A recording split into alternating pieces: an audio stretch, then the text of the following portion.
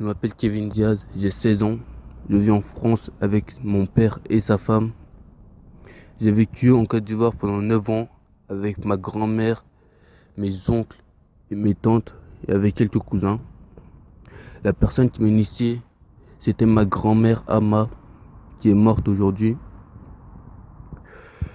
Lorsqu'elle m'a initié là-bas quand j'étais très petit, donc j'ai pas trop de souvenirs. Mais en tout cas, ce que je sais, c'est qu'elle a réussi là-bas quand j'étais là-bas. Et elle a fait tout ça pour pouvoir m'utiliser ici lorsque j'étais près de mon père pour l'attaquer. Elle a commencé lorsque j'étais petit par me faire avoir de très mauvaises notes, alors que quand j'étais là-bas, j'avais de très bonnes notes. Si elle a fait ça si elle a attendu de faire ça quand j'étais ici, c'était pour attaquer mon père mentalement, pour que ça l'énerve beaucoup, pour qu'il soit très énervé, qu'il se fasse du mal lui-même et qu'au final ça le tue quoi. Elle m'a utilisé comme ça. Elle m'a fait avoir un mauvais comportement envers lui et sa femme récemment. Et elle a attaqué sa femme aussi. Tout ça, toujours contre mon père. Par exemple, sa femme, par exemple, elle m'a fait lui faire mal. Par exemple, lui cassant la jambe sans faire. Oui, en me cassant la jambe en faisant ça. Elle a commencé à me faire en sorte que je sois très agressif envers lui et sa femme. Par exemple, je leur parlais presque jamais. Tout le temps, je faisais des actions qui allaient les énerver ou qui allaient être mauvais pour eux plus tard. Je leur... Elle a fait ça pour que... Tout ça parce qu'elle en voulait à mon père. Elle était jalouse de lui parce qu'il avait plein de trucs elle aurait voulu avoir. Et tout ça, bah, c'était dans le but de lui faire mal. Aujourd'hui, elle est morte et elle a laissé sa mission là qui est de détruire à moi. Elle m'a fait ça, elle m'a fait continuer malgré le fait qu'elle soit morte à essayer de l'attaquer. Et ça s'est continué encore jusqu'à ce jour-ci. Et toujours mentalement, pas physiquement. Aujourd'hui là, récemment, papa Florian et mon papa, ils ont commencé à faire des rituels comme ça pour que je puisse sortir de la sorcellerie. Par exemple, en me faisant boire le lait, en me faisant manger de l'huile, le sang de Jésus. Tout le temps, tous les soirs, mon papa le met dans la nourriture, il me fait passer ça sur mon corps et tout. Et ça me fait ressentir, et ça m'a fait ressentir plusieurs trucs. Au début, la chose, la première fois que j'ai mangé le sang de Jésus, directement j'ai commencé à recracher la nourriture. J'essayais de tout faire pour ne pas la manger. J'essayais à chaque fois, soit je jetais un peu à la poubelle, soit j'écartais l'huile de ma nourriture, je la mettais à part. À chaque fois, je faisais des trucs comme ça. Parce que, je sais pas, ça me faisait un truc dans mon corps, je sais pas comment le décrire du tout.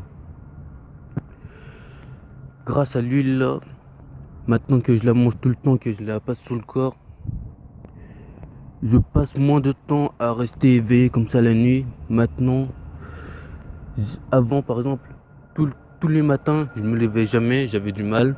Je partais presque, je faisais presque en sorte de rester au lit quoi, de ne jamais aller à l'école. Toujours ça énervait mon père et c'était le but de ma grand-mère quoi. Tout le temps elle continuait son truc là malgré le fait qu'elle soit morte. Malgré le fait qu'elle soit morte, tout le temps elle continuait son truc. Et là avec l'huile, ça devient de moins en moins comme ça quoi. Je deviens de plus en plus libéré. Je vais pas dire que ça s'est fait totalement.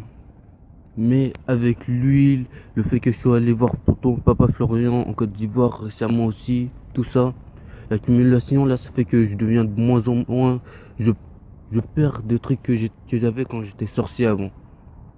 Par exemple maintenant, j'essaie de voir plus de contact avec eux, je leur parle, je leur dis bonjour, je leur dis bon appétit. J'essaie d'être gentil avec eux beaucoup moins. Beaucoup plus que lorsque j'étais avant sorcier, je les prenais même pas. Je rentrais direct, je mangeais, je dormais et je travaillais jamais. Ça aussi, ça les énervait beaucoup. Mais aujourd'hui, là, avec ça, j'ai du ressentiment. J'ai beaucoup perdu des mauvais trucs que je faisais avant. J'essaie d'être plus calé là dans ma vie actuelle. Parce que là, avant, je voulais être médecin. Je voulais aller en S, pouvoir faire des études de médecine plus tard. Mais maintenant, là, j'ai compris, j'ai ouvert les yeux et tout. Et j'ai compris que grâce à la sorcellerie, en fait, bah, j'y arrivais pas du tout. Que j'allais jamais y arriver. La preuve, normalement, j'étais assez intelligent pour aller en première S. Mais à cause des sorcelleries de ma grand-mère qui m'a fait faire et tout, je me retrouve en STL. La STL, c'est bien, mais c'est pas la S, quoi. Ça va pas me permettre de pouvoir partir facilement en truc de médecine, en fac de médecine. Et j'ai ouvert les yeux récemment, comme ça. Et c'est pour ça que maintenant, là, j'essaie de plus en plus de boire le lait. Avant, vous pouvez voir avec mon père, je le bois, j'essayais de pas du tout le boire. Un matin même, j'ai fait un scandale. J'ai tout fait pour repousser mon père pour ne pas boire le lait. Et maintenant, je le bois, et même si c'est le matin qui me réveille, que j'ai à peine de me lever, que je ne suis pas brossé ou quoi que ce soit, je le bois. Je bois le lait, je fais des efforts. Pour l'huile aussi. Maintenant, je mélange, je sais même pas de séparer les trucs. Je mélange la nourriture et je la mange comme ça. Maintenant, je vais essayer de mettre moi-même l'huile, moi-même sans qu'il ait à le faire lui-même. La pommade et le sang de Jésus, je vais essayer de le passer sur le corps moi-même tout seul. J'essaie de faire ça.